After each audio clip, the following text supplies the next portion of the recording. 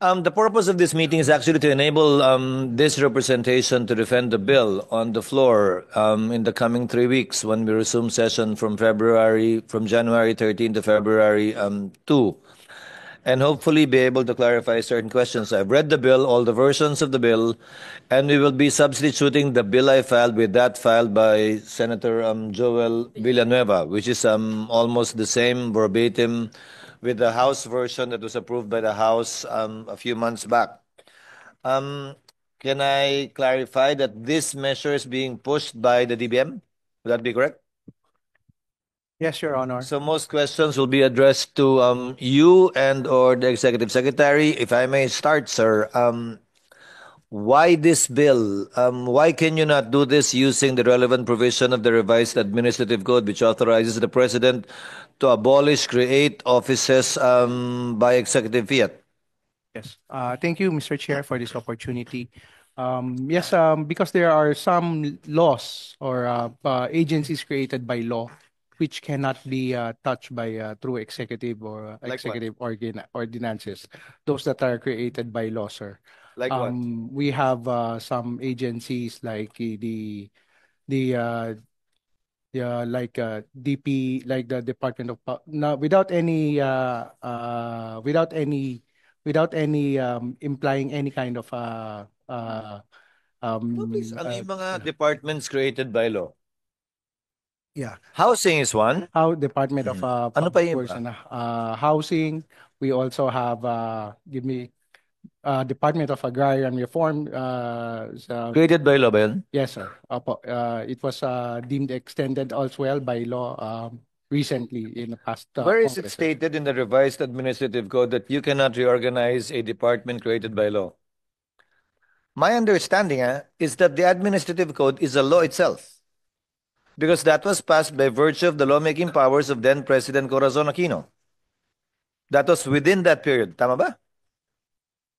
The admin code is a law, which therefore delegated that power to the executive, which therefore begs the question if indeed there is that distinction between a department created by a law or a department merely created by the administrative code, because the admin code is also a law. Please, sir. Again, this is to help me answer questions. I'm not making it difficult for you. Yes, sir. Because I'm sure these questions will be thrown at me. Yes, sir. Yeah. Yes. Laws, these departments are created by laws, and therefore, it should only be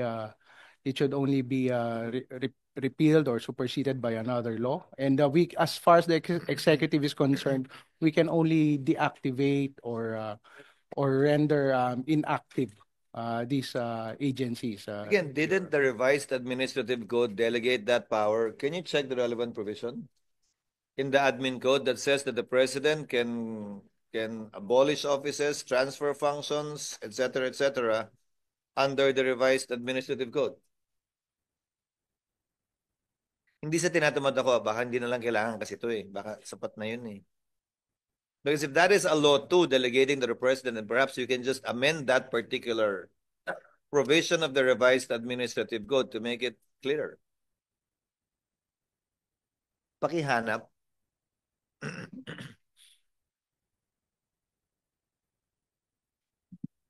Mr. Chair, if you may, we prepared the salient features of a bill that we can present for 15 minutes. Can you put it on the screen? No, no, Isaac, when I was governor, I right-sized in my province. Ironically, DBM did not approve our budget to right-size the province up to today. Up to today, and yet we copied exactly your suggested separation benefits. But to this day, and I do not know, well, good, I'm not the governor anymore. I do not know why even you need to approve the budget of local government units when the money did not come from you. It is a matter of right. A matter of right belongs to the local government unit. Even if it's ERA, it's our entitlement. If we generated it from local sources, it's our money. But anyway, that's a totally different battle. You will not fight today, Isaac. But anyway, so I'm in favor of it. There's no question about it. I did it. We right-sized approximately 15% of our total positions. We were able to hire more doctors, more nurses. we were able to outsource some functions and we ended up saving money. So there's no question about it that I'm convinced about right sizing, just the legal nuances. What does the provision say? Can you give it to me? So anyway, while we're looking for that provision, my next question, sir, is the departments to be exempted under the version of the House and that of Senator Villanueva. Can you enumerate them for the record? Yes, sir.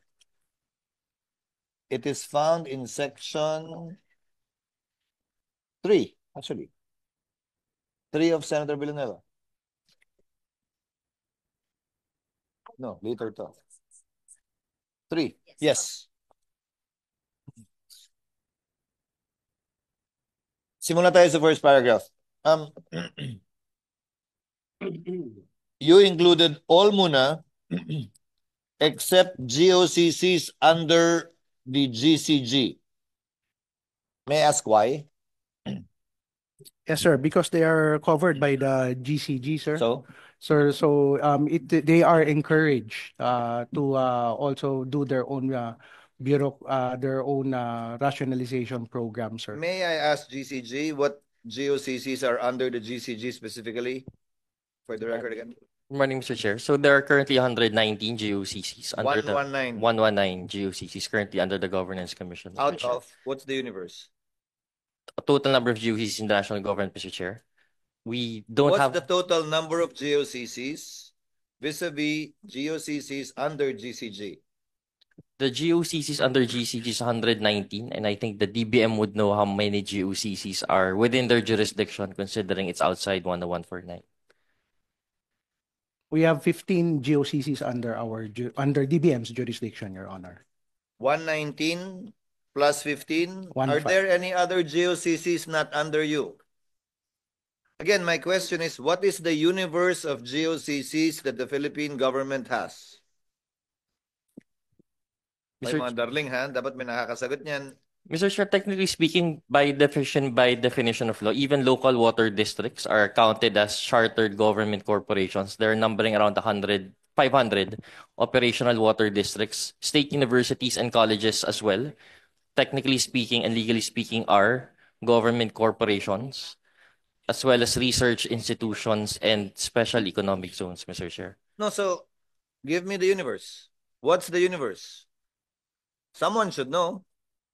Someone should be keeping track, because if we're going to exclude GOCCs not under GCG, then we should know exactly what we're talking about.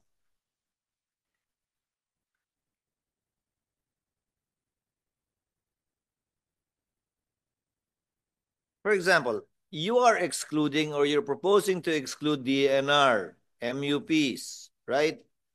May I ask, who's the representative of the DND? Coast Guard or the military uniform personnel? May GOCC ba under you?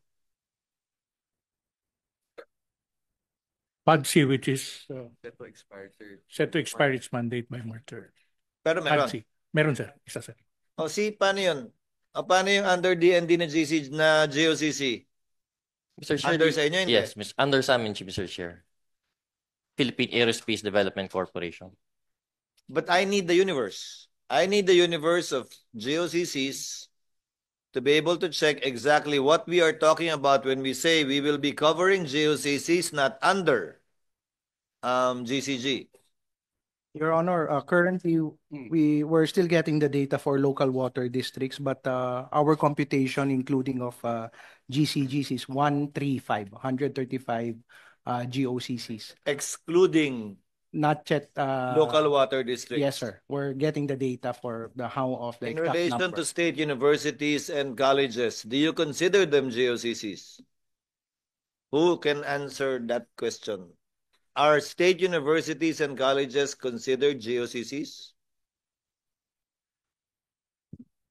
Sir, we do not consider No. state universities and colleges as GOCCs. We do not consider it. Opo. Even if they have their own charter.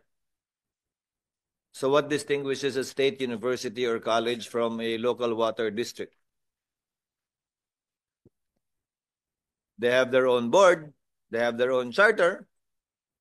They're performing corporate functions, not only governmental functions. So, pareho silang walang shares of stock.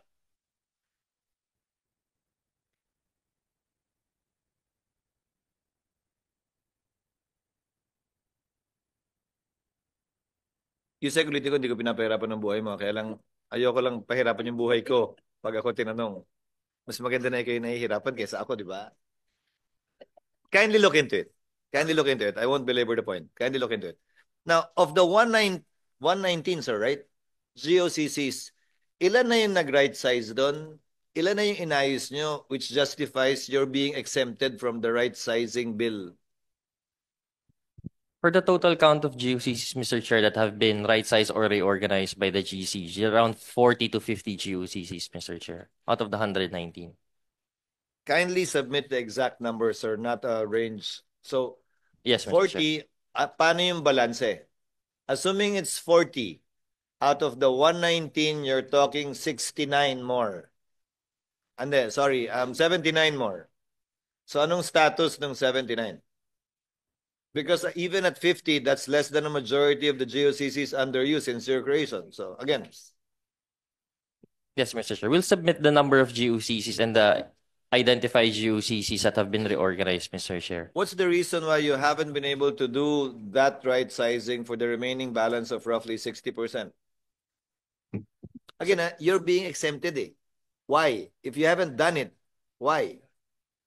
O tinatamad lang ang DBM kaya kung kayo nagagawa, kayo na gumawa. So what makes it so special if you're not doing it anyway? How long has GCG been in existence? The GCG was created in 2011, Mr. Chair. So 14 years. Yes, Mr. Chair. For 14 years, you've done 30% of total. Yes, Mr. Chair. How long will it take for you to do the rest? For other GOCCs, Mr. Chair, they're subject to other dispositive actions such as abolition, Mr. Chair. So some GOCCs no longer be reorganized but subject to other actions Like under what? 10149. Abolition and privatization, Mr. Chair. Like what? So among the 119 GOCCs, that includes the CIAF companies, the Coco Levy companies, 14 holding companies, and 6 oil mills group, which under the Coco Levy Trust Fund law are subject to Okay. privatization upon determination of the Coco Levy Trust Fund Committee. There are other GOCCs. Gaano katagal na rin yun? That law was 2019, Mr. Chair. So under the Coco Levy Trust Fund Act, the national government and the committee has 5 years to determine whether or not these GOCCs would be subject to privatization or retained by the national government. Naglapse na yung 5 years ng 2024. Yes, Mr. Chair. Ang gagawin natin? What do we do now? What if they don't close up? Then we'll submit the proper recommendation to the Office of the President, Mr. Chair. Of the 119, ilan yung for abolition? So if you've done 50, I'm giving you the higher end of your estimate. Of the remaining 69, ilan ang for abolition? So among the 59 remaining, Mr. Chair, the Philippine Aerospace 69. Development, 69, 50, 69. Yeah, kung 50 kayo. 119 ka mo. yes, Mr. Chair, So may 59. 69 ka pa. So 49 actually. The 20 GOCCs under the CIF, Mr. Chair, are subject to 20 yan. 20 for privatization, Mr. Chair. The Philippine Aerospace Development Corporation under the DND, the charter is set to expire by September of this year. There are other GOCCs that are being evaluated for abolition. This includes the It's set to expire in 2025. 2025, Mr. Chair, Okay. this year. The Philippine PNOC Renewables Corporation is also being studied for dispositive action abolition, Mr. Chair, among other GOCCs. PISAM, PISAM, Mr. Chair, there's a pending bill in Congress to extend the we will corporate extend life. it for 5 years. Because if they haven't been able to do their job for the past 30 years or so, what assurance do we have that they'll be able to do it if you give them another 25 years? So we're giving them 5 years and that's it. To wind up basically their job of privatizing the assets of Napocor. Yun naman ang trabaho nila, di ba? Chair would like to acknowledge and recognize the presence of Senator Win Gatchalian. Thank you for your presence, sir. This is a consultative meeting which we made public. Happy New Year. Andito ka rin daw kahapon eh. Nandito nga. Ako rin. Sige, kindly give us a list and the status and reason so that I can justify why you're exempted. Yes, Mr. Chair. Will comply. Legislature is not covered, right, Yusagwang? Constitutional commissions, Are also not namely CSC, civil COMELEC, COA, ombudsman, Ombudsman, at Commission on Human Rights. constitutional commissions, LGUs also, sir. Isa-isay natin. Okay. Blah, blah, blah.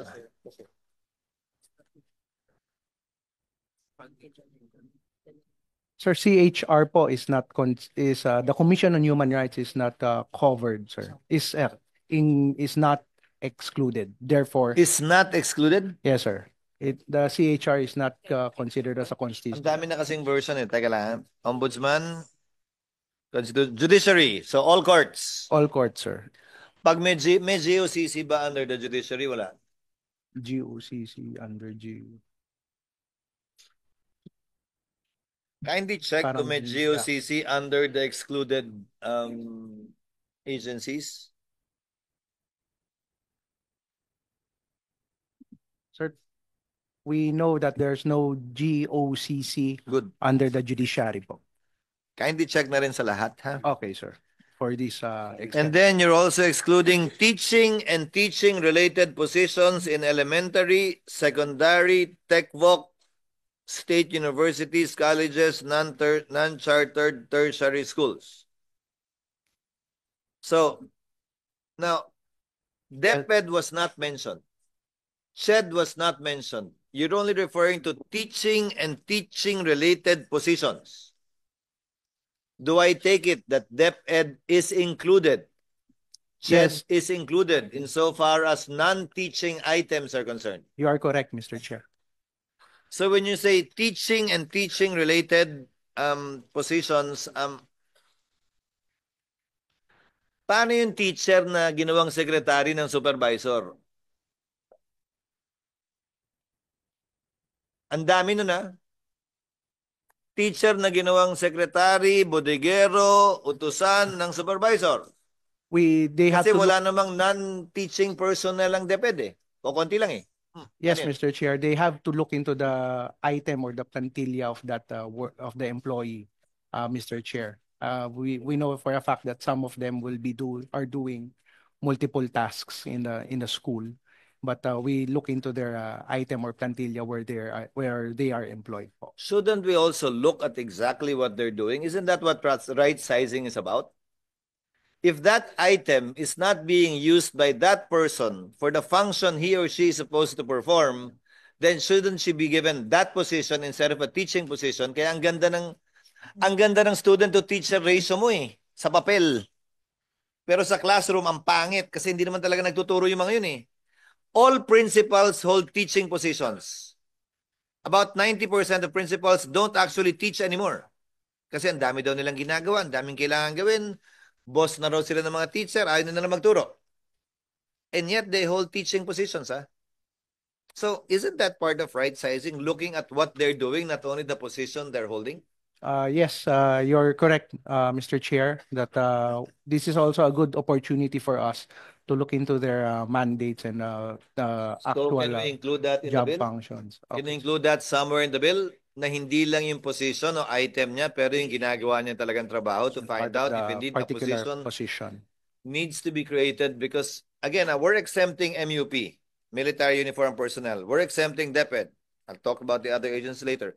But the main problem between these two agencies, including the police, ang daming police na ang trabaho, hindi naman police. Ang daming sundalo na ang trabaho, hindi naman sundalo. Ang daming teacher na ang trabaho, hindi naman teacher. I'll give you an example, Yusek De Leon. Lahat ng bantay nyo sa kampo, sundalo. Dapat security guard yun eh. Hindi trabaho ng sundalo at trabaho ng security guard. The most attacked and threatened country in the world would be the United States of America, and yet all of their military bases are guarded by security guards sa gate. May military police sa loob. Di ba? Pero, so they're not performing the function of a soldier too. Yung driver ng mga general ninyo, sundalo. Di ba? Driver dapat yun. Ngayon, kung sa war zone yun, edi sige. Pero kung nasa Metro Manila naman kayo, siguro naman dapat, di ba, yung item ng driver? Yung secretary sa mga opisina ng DND, ng PNP, same. Sundalo at police. Mas mura ho ang sweldo ng secretary kaysa sa sundalo at police unless involved in national security. Edi sige. But again, it's an opportunity to do these things already. Para hindi sayang yung sweldo, di ba? Kaya tinataas na natin ang sweldo ng teacher, ng pulis at ng sundalo dahil pinagtatanggol nila yung bayan, pinagtatanggol yung kalayaan natin, tinetraining natin, binigyan natin ng barel, tapos tigataas ng barikada sa gate ng Camp Aguinaldo. Huwag naman, di ba? Again, it's about time we do that too. That you're exempted does not mean, we will include provisions here, that you're exempted does not mean you shouldn't look at your organization too. With a view to ensuring na yung sundalo, trabaho ng sundalo, hindi trabaho ng security guard at driver, yung trabaho ng pulis, hindi trabaho ng alalay o secretary sa anumang opisina. So, to clarify, CHED and DepEd, pwedeng i-right size, covered sila. Teaching positions lang. Yes, sir. So that they can primarily do their task that was assigned to them. State universities, hindi rin excluded? Except for teaching positions? Teaching lang po, Mr. Chair. Do you have the power to right size state universities? No, they have their own board, ah. The SUCs po are subject to the similar standards and staffing pattern that we I implement. know, before a Of course. permanent item is created, then ganun din naman ng Congress, ganun din naman ng Senate eh. We cannot create an item unless you approve it eh. But my question is, do you have the power, with or without this law, to right size SUCs insofar as non-teaching items are concerned? Hindi ba dadaan sa board nila yon? Again, they're governed by a board. What if their board refuses?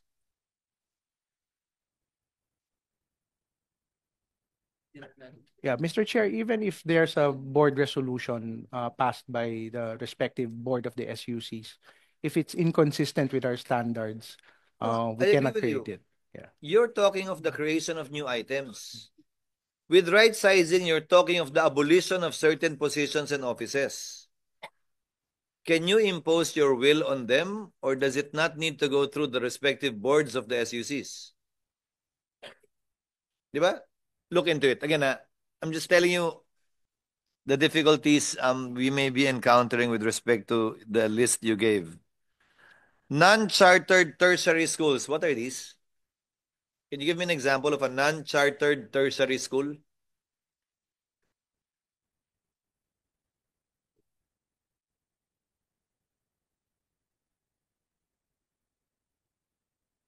Generate the list lang po. Kindly give me an example kasi kung walang example, tanggalin na natin yan. MUP in the DND, DILG, DOTR, and DNR. So what are we talking about here? The Armed Forces of the Philippines, the Philippine National Police, Philippine Coast Guard. Sinong uniform ng DNR? Namria, Mr. Chair, there's Alam mo, still hanggang ngayon hindi ko alam kung ba't uniform dyan, pero Opo. sige na. Namria. Hanggang ngayon talaga hindi ko alam kung bakit, pero sige. Senator Win, please feel free. I'm trying to get information on the difficult sections that I can answer your questions. Or hopefully you can ask them already so you won't ask me anymore. Sapat. So again, to clarify, DND itself, pwede. DILG itself, right, covered ng right sizing. DNR, covered ng right sizing. Hindi sila exempted. Only those personnel. Yes, sir. Correct. Again, we will insert the provision without prejudice to ensuring that NAMRIA personnel, PNP personnel, and AFP personnel are indeed doing the functions, respectively, of a policeman, of a soldier, at... Ano bang ginagawa ng NAMRIA? Ba't siya naging uniform? Ano bang uniform ng NAMRIA? Mr. Chair, based on the information that we have is that the NAMRIA uniform personnel are the foresters. Yung mga Not duties not po. those doing the mapping. Forest rangers po. Forest Not those rangers. doing the mapping. Not oh, not So yet. NAMRIA itself is covered. Ang excluded yung forest rangers. Ganun ba yan? Correct. Yes, Mr. President. Yes, Mr. Chair. If you say so. Sure ka dyan, ha? Yusek, ha?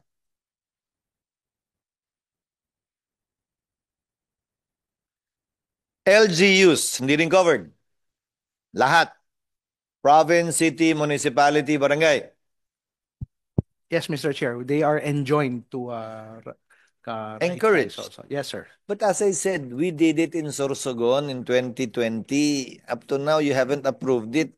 5 years after, ha? Yeah. Dinimanda na nga ako ng mga empleyado namin tinanggal kasi hindi namin mabayaran ng separation na pinangako namin under our ordinance, eh. And the case is still pending, by the way.